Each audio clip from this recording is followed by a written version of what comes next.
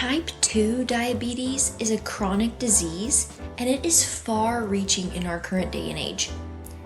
Insulin resistance is a major component of type 2 diabetes, but it can be present without a diagnosis of diabetes. We'll be looking at nutritional strategies to address insulin resistance in this video. And as a disclaimer, the information presented in this video is for educational purposes only, and it is not meant to replace your healthcare professional's specific advice to you, and it is not meant to serve as a nutrition prescription or intervention for your unique needs. Insulin's job is to clear out sugar, also known as glucose, from the blood, but if the body cells are resistant, especially like muscle cells, if they are resistant to insulin shouting, "Open up the door" to the cell, then glucose has to stay in the bloodstream or get stored as fat. Insulin resistance is a key component of the development of type 2 diabetes.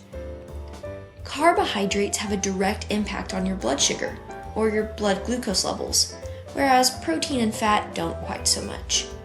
So for this reason, many people with insulin resistance fear carbohydrates. But I want you to realize that the type, amount, and pairing of carbohydrates with other foods can actually work together to help your body heal from insulin resistance. You may have heard of complex carbohydrates before. These carbohydrates are rich in fiber, which slows the breakdown of carbohydrate molecules into glucose and are thus gentler on your blood sugar levels. You may have also heard of low glycemic foods. These foods, as their name implies, have a lower impact on your body's blood sugar levels. For example, black beans are lower on the glycemic index than white pasta. Other examples of foods that are lower on the glycemic index and contain natural fiber include millet, whole barley, beans of all kinds, brown rice, lentils, steel-cut or old-fashioned oats, sweet potatoes, and quinoa. And what about fruits? Berries have a much less impact on your blood sugar, so enjoy those often. Choose whole fruit sources. Want to emphasize the whole fruit, not fruit juice, of apples, cherries, peaches, papayas. Eating the whole fruit ensures you are obtaining the fiber naturally found in the fruits, which is a wonderful help for your blood sugar. Now, for the amount of carbohydrates, how much should you have? This varies based on your specific needs, age, and gender, and especially your activity level. But I would recommend, generally, that in each meal, aim for about 30 to 45 net grams of carbs. And for a snack, aim for about 15 to 20 net grams of carbs. And aim to time these meals with higher carbohydrate content around working out, such as after working out to help refuel your glycogen stores, or before your workout to help power you through, because exercise helps increase insulin sensitivity. I want to also point out that I'm saying net grams of carbs because I'm excluding the fiber content, which is often counted in the carbs of these foods. So what does this look like? Well, let's count by 15s for a second. 15, 30, 45, 60, and so on. It's simplest to count your carb intake by 15s. So, for example, half a cup of cooked beans is 15 grams of carbs. Half a cup of cooked oatmeal is also 15 grams of carbs. However, brown rice and pasta both have 15 grams of carbs per third of a cup. One small to medium apple is about 15 grams of carbs. One slice of bread is about 15 grams of carbs.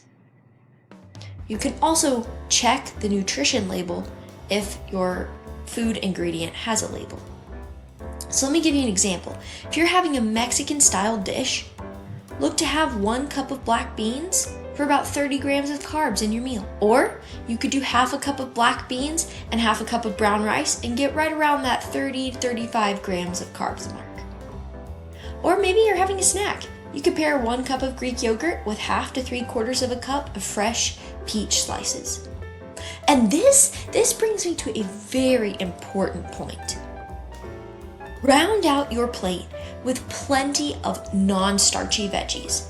These have a low impact on your blood sugar, although they are technically a carb. And many of these nutrients absorb better when you add a garnish of high-quality fats, which is another key macronutrient. So think of avocados, or grass-fed butter, or extra virgin olive oil, or nuts and seeds. So which macronutrient have I not yet mentioned? We've looked at carbs, we've looked at veggies, and we've looked at fats. The one I've left out so far is protein. If you only take one thing away from this video, I hope it is this. Pair your carbohydrates with protein. Protein supports stabilized blood sugar responses in your body without a high spike and crash. Think of scrambled eggs and turkey sausage on fresh milled toast. Or maybe you're going to enjoy a big salad with brown rice and chopped apple, anchored with the protein of grilled chicken breast. Or maybe you're going to have a baked sweet potato next to 4 to 6 ounces of salmon. And don't forget to round that meal out with plenty of non-starchy vegetables like roasted broccoli and green beans, topped with some grass-fed butter. So when should you eat carbs? You don't have to feel pressure to eat them at every meal, but you may notice benefit from eating them at many of your meals. A smart amount of the right quality of carbs, like we have been discussing, is very energizing and nourishing to your body. Please note that eating carbs, paired with protein of course, at breakfast helps to lower morning cortisol levels.